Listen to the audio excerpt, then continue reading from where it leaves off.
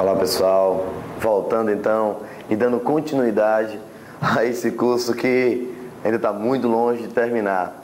Bem, vocês já viram, devem ter acompanhado as aulas iniciais e já devem ter notado o quê? Que nós já estamos entrando no nosso quarto módulo. Já passamos pelo módulo que envolvia a parte de regra de três simples e composta. Nesse mesmo módulo vocês encontraram também aquela parte de regra das torneiras, encontraram também regra de sociedade, módulo 1.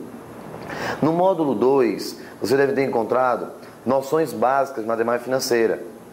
Um curso um pouquinho maior, um módulo que a gente teve um cuidado maior, até porque as questões que tinham nesse módulo eram questões que causavam normalmente dúvidas na maioria dos alunos. Então eu tive mais cautela a estar comentando o módulo 2. O módulo 3, você já deve ter notado também que está trazendo o quê? A parte de razão e proporção. Nós já tivemos também uma bateria de questões resolvidas dessa parte. Lembrando que, ao começar o módulo 4, não significa dizer em algum momento, pessoal, que eu vou deixar para trás os três que já passaram. Não. Ao terminar o módulo 4, eu vou estar gravando mais alguns vídeos, voltando como uma revisão do módulo 1, 2, 3 e 4, para que a gente possa estar tirando as dúvidas que ainda existam. Perfeito? Por isso, enviem as dúvidas para o e-mail thiago@euvopassar.com.br.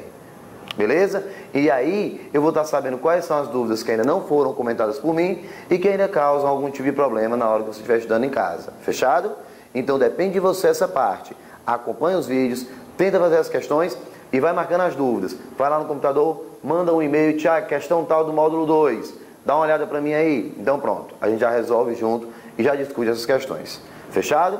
E o que é que eu estou trazendo hoje no módulo 4? O módulo 4 está recheado. Olha só. No módulo 4, nós vamos discutir a parte de conjuntos numéricos, a parte de divisão nos naturais, critérios de divisibilidade e MMC e MDC. Não tem para onde correr. Olha aqui, ó. Tem qualquer concurso que você pense em fazer que envolva a parte de matemática. Ah, Thiago, é complicado? Não, não é complicado. Você vai conseguir desenrolar com toda clareza e toda tranquilidade. Mas olha, eu não tenho pena com relação a questões. Você recebe um módulo com, em média, 40 questões, pessoal. Então dá para se divertir pra caramba, dá para fazer uma revisão bem legal. Mas só tem sentido se, de fato, você tiver tempo para exercitar e tentar fazer. Fechado? Então, compromisso firmado entre a gente. As dúvidas, você joga para mim. Mas você tenta fazer todas as questões antes. Aí eu garanto, sim, que o sucesso é absoluto. Fechado? Então, vamos lá. Pessoal, começando da base, a parte de conjuntos numéricos. Rapaz, que beleza, eu aprendi isso aí demais, ó. Vamos ver. O que seria esse Nzinho? Seria o conjunto dos naturais. E quem é o primeiro elemento que representa os naturais? 0. Oba! Beleza. O próximo? 1, 2, 3, vai. Rapaz, qual é a conclusão que eu tiro?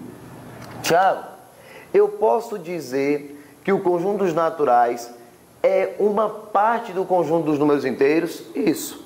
A partir de quem? Do 0. 0, 1, 2, 3, 4, 5, indo para mais infinito. Ora, e quando tem esse Nzinho que representa os naturais, com esse asterisco aqui em cima?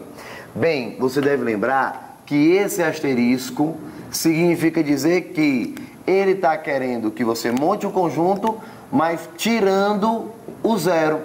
Ou seja, a N, os naturais, com esse asterisco, significa dizer que é o conjunto dos naturais, excluindo apenas quem? O 0. Perfeito? Então está aí sem muita dificuldade. Já quando a gente passa para o conjunto dos inteiros. Espera aí. Os naturais, Thiago, não são não os conjuntos dos inteiros? Opa, pode parar. Os naturais é uma parte. O conjunto dos números inteiros, ele também pode vir para a parte o quê? Negativa. Então, pessoal, os inteiros, você tem que lembrar que pode ser menos 3, menos 2, menos 1, 0, 1, 2 e 3. Isso você não pode ter o quê? Dúvidas. Então, presta bem atenção. Colocando aqui, que a gente sabe que é infinito, né? Tanto para a esquerda quanto para a direita. Então, olha só, conjunto dos inteiros você tem esse rapazinho aqui todinho, ó. Observe que 0, 1, 2, 3 é exatamente quem? Os naturais. Ou seja, os naturais é uma parte do conjunto dos inteiros. Os naturais está contido, está dentro dos inteiros. Fechado? Então tá aí, passo a passo. Eu posso ter o menos 3, o menos 2 e também o menos 1.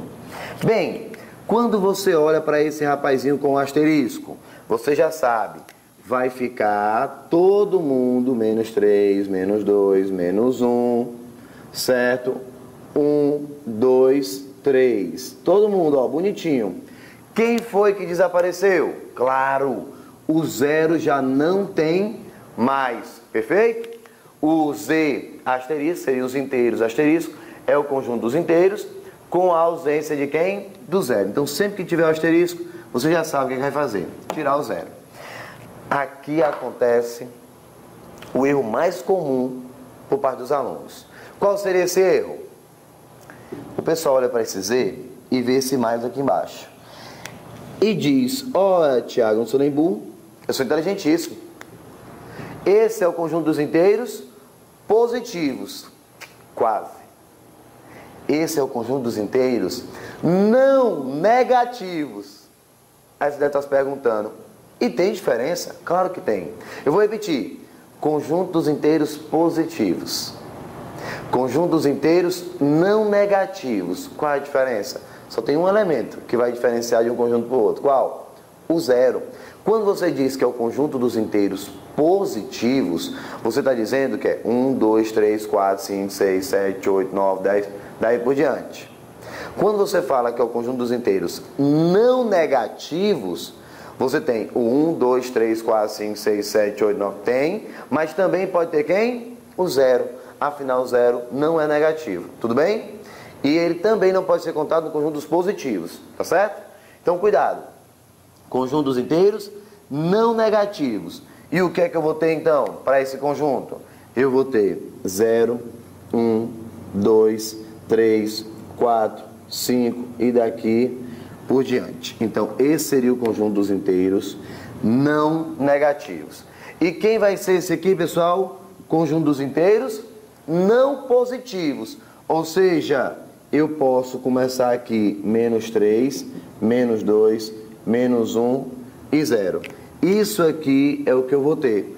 Então, o conjunto dos inteiros não negativos, ó. Aliás, conjunto dos inteiros não positivos. Eu vou ter os negativos e inclusive o zero. Conjunto dos inteiros não negativos. Aqui, ó, não negativos. 0, 1, 2, 3, 4, 5. Conjunto dos inteiros não positivos. Menos 3, menos 2, menos 1 e 0. Aí você pode estar se perguntando, e se eu quisesse saber o conjunto dos inteiros positivos? Aí você colocava o Z com o mais embaixo, mas tinha que colocar o quê? O asterisco. Ou seja, os inteiros positivos. Tudo bem? E Tiago, se eu quisesse saber os inteiros negativos, só era assim? Não, assim é não positivo. Para ficar negativo tem que botar o asterisco para dizer que você vai excluir o zero. Esses seriam os inteiros negativos. Ficou claro? Pegaram a ideia? Tá aqui mais uma dicasinha para você não pensar mais em errar absolutamente nada. Passamos um pouquinho para o conjunto dos racionais e para os conjuntos dos irracionais. Eu não vou perder muito tempo.